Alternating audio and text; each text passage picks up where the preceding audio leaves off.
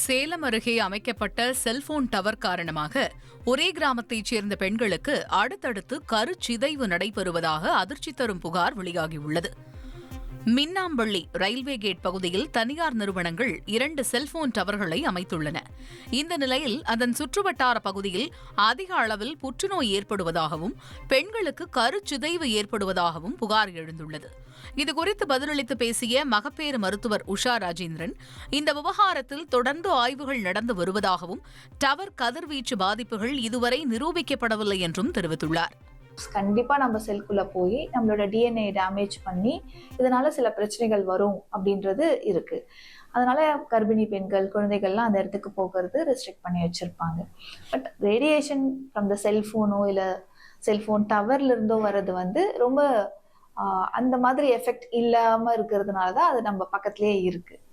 ஆனாலும் எந்த ஒரு வேவ்ஸுமே கண்டினியூஸா யூஸ் பண்ணிக்கிட்டே இருக்கும்போது, நம்ம பக்கத்திலேயே இருந்துட்டே இருக்கும்போது அதுல சில எஃபெக்ட்ஸ் வரலாம் அப்படின்றது தான் இப்போதைய ஆராய்ச்சி நடந்துட்டு இருக்கு. பிரெயின்ல அஃபெக்ட் ஆகலாம். பிரெயின்ல அஃபெக்ட் ஆகிறதுனால ஹெட்ஏக் வருது, தூக்க இன்மை, இல்லை சீக்கிரமா டயர்ட் ஆகிறது, அந்த மாதிரி சில பிரச்சனைகள் வர்றதுக்கான வாய்ப்புகள் இருக்கலாம். அப்புறம் ஜெனட்டிக்காவும் டிஎன்ஏக்குள்ள மைல்டா டேமேஜ் வரலாமோ அப்படின்ற ஆராய்ச்சி நடந்துட்டு இருக்கு. கேன்சர்ஸ் இதெல்லாம் வருது அப்படின்னு சொல்லிட்டு. பட் நம்ம என்ன பண்ணலாம்னா, கொஞ்சம் ப்ரிகாஷனரியா நம்ம யூஸ் பண்ற செல்போனை நம்ம உடம்புல இருந்து கொஞ்சம் தள்ளி டிஸ்டன்ஸ்ல வச்சு நம்ம யூஸ் பண்ணலாம். கரூர் சட்டமன்ற தொகுதி வாக்காளர் பட்டியலில் இடம்பெற்றுள்ள இறந்தவர்களின் பெயர்கள் நீக்கப்பட்டுள்ளதா என்பது குறித்து விரிவான பதில் மனு தாக்கல் செய்ய தேர்தல் ஆணையத்திற்கு சென்னை உயர்நீதிமன்றம் உத்தரவு பிறப்பித்துள்ளது.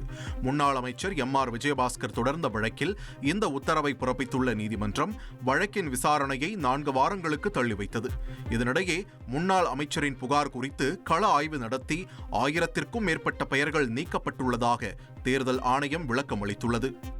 உங்கள் தந்திவன் தொலைக்காட்சியில் தாமரை தினமும் மதியம் 1 மணிக்கு காணத் தவறாதீர்கள்.